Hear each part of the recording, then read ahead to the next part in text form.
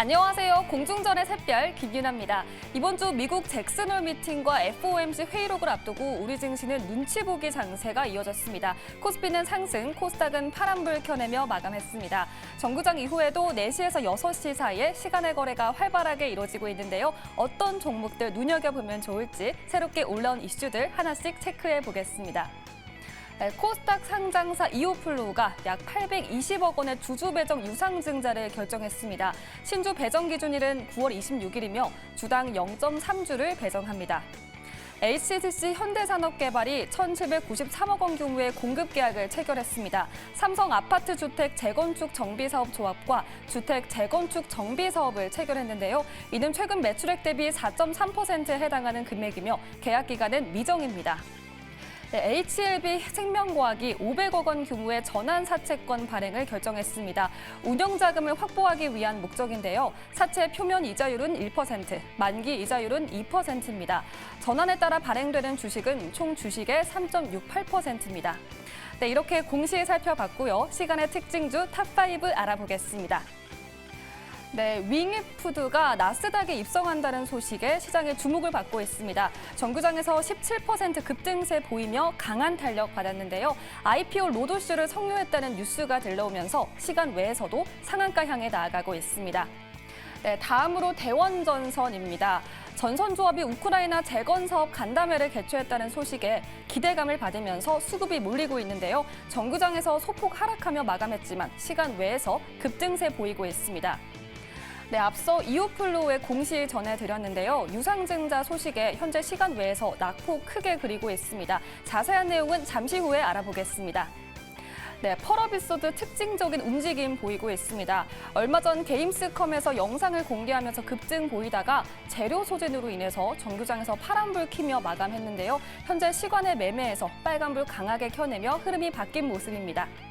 네, 마지막으로 2차 전지 관련주 한농화성입니다. 최근 전기차 화재 사건으로 전기차를 기피하는 포비아가 확산되면서 그 대안으로 제시되는 전고체 배터리 관련주가 주목받고 있습니다. 현재 한농화성 강한 탄력 보입니다.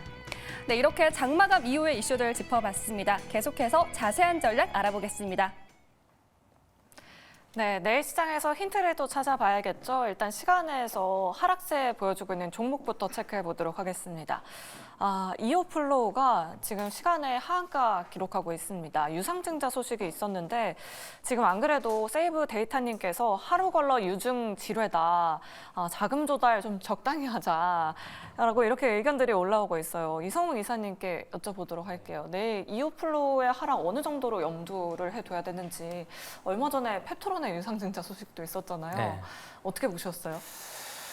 안 좋습니다. 네, 이게 안 좋다는 의미가 뭐냐면 시설 자금, 자금 조달 목적이 대부분 운영 자금이랑 채무 상환 자금이에요. 그런데 최근에 소식이 있었던 게 이오플로우 같은 경우가 미국의 제품 판매가 될 수 있다라는 소식이 있었고 제가 그걸 봤을 때는 그러면 실적이 이제 정상화될 수가 있고 거기 더해져서 메드트로닉이라는 회사 이오플로우를 인수해 가려고 하던 회사가 공고에서 인력 확충이라든지 그런 부분이 있었다 보니 시장에서 기사화가 됐던 거죠. 기사화가 된 게 이오플로우의 인수를 다시 추진할 수 있지 않을까라고 해서 처음에 이제 미국에 판매할 수 있는 부분이 열렸을 때 이틀 전에 주가가 한번 강했었고요.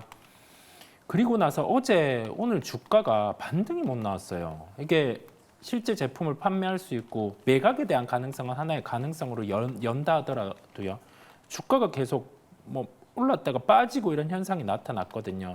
이게 주가 같은 경우가 올라야 되는데 시장에서 못 오르는 경우에는 어떤 이유들이 다 있더라고요. 이런 것처럼 증자에 대한 질이 안 좋게 운영자금과 채무상환 자금을 조달한다는 건 매각에 대한 부분의 진행도 안 된다는 거죠. 이 정황으로 봤을 때.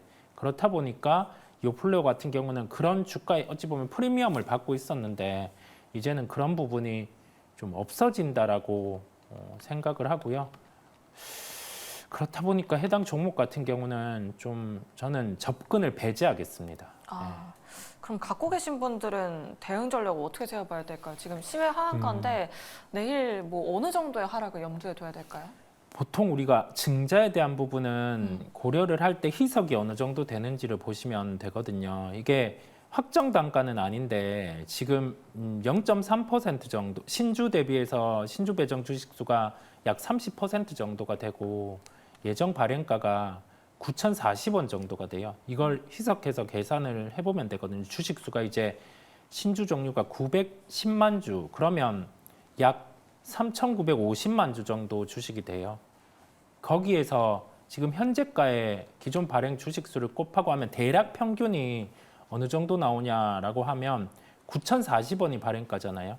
하한가를 배제하고 보면 한 만 원 정도, 만 원 중반 이 정도가 나오거든요. 그 가격 이하로 갔을 때 이론적으로는 원래는 추가 매수를 하고 증자를 받는 게 이론적인 대응이거든요. 그렇다 보니까 한 만 원 이하 정도에서 이론적으로는 추가할 수 있다. 이 부분을 열고 보시면 되겠습니다. 네, 알겠습니다. 유상증자 소식 속에 이오플로우가 지금 현재 시간에서 하한가 기록하고 있습니다. 내일 시장의 하락세 얼마나 거셀지 여부도 한번 체크해 보시면 좋을 것 같습니다. 그럼 분위기를 바꿔서 상승하는 종목도 한번 확인해 보도록 할게요. 시간의 거래에서 전선, 전기 관련주들이 일제히 상승해주고 있습니다. 재룡산업, 대원전선, 세명전기 일제히 현재 시간에서 상승률 상위 종목에 올라와 있는데요. 우크라이나 재건 관련된 모멘텀이 붙었다라고 합니다. 하창원 본부장님께 좀 자세하게 여쭤볼게요. 사실 재건이 아니더라도 네. 전선 쪽은 강할 수 있는 모멘텀은 충분히 갖고 있습니다. 이제 변압기 대비했을 때는 산업 쪽으로 한 1에서 2년 정도, 적어도 1년 반 이상은 좀 텀을 두기는 해야 되지만 어쨌든 우리나라에서도 지금 이제 전력에 대한 소비가 굉장히 많은 상황이고 노변압기에 대한 얘기가 지금 문제가 되고 있고 정부 정책에서의 좀 이벤트가 있습니다. 그리고 제11차 전력 기본 수급 계획에서도 이제 전선에 대한 모멘텀이 충분히 나올 수가 있는 상황이에요. 근데 이제 그런 본업적인 부분이 굉장히 좋은 상황에서 이번에 이제 트럼프 쪽으로 이제 또 새로운 모멘텀이 들어오게 되면서 지금 당선 확률이 굉장히 높아지고 있죠. 그러다 보니까 오늘 재건주들이 굉장히 좀 강하게 움직이고 있다라고 보시면 될 것 같고 거기에서 이제 그 수급이 이제 전선 쪽으로 같이 묶이면서 만들어지고 있다라고 보시면 좋을 것 같습니다.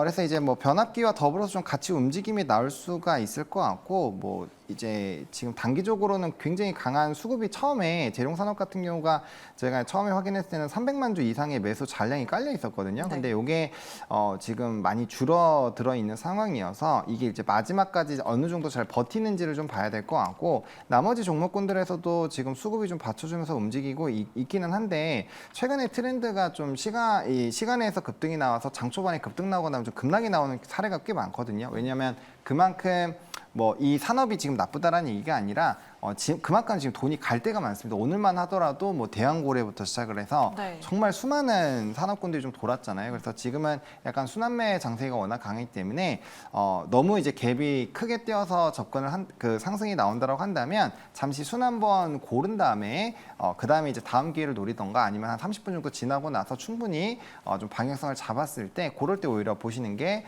더 안전할 수 있다라는 거 꼭 염두하셔야 될 것 같습니다. 네, 알겠습니다. 좀 급등락에는 주의를 하셔야 할 것 같습니다. 지금 현재 대원전선 우선주가 시간에 상한가 기록하고 있고요.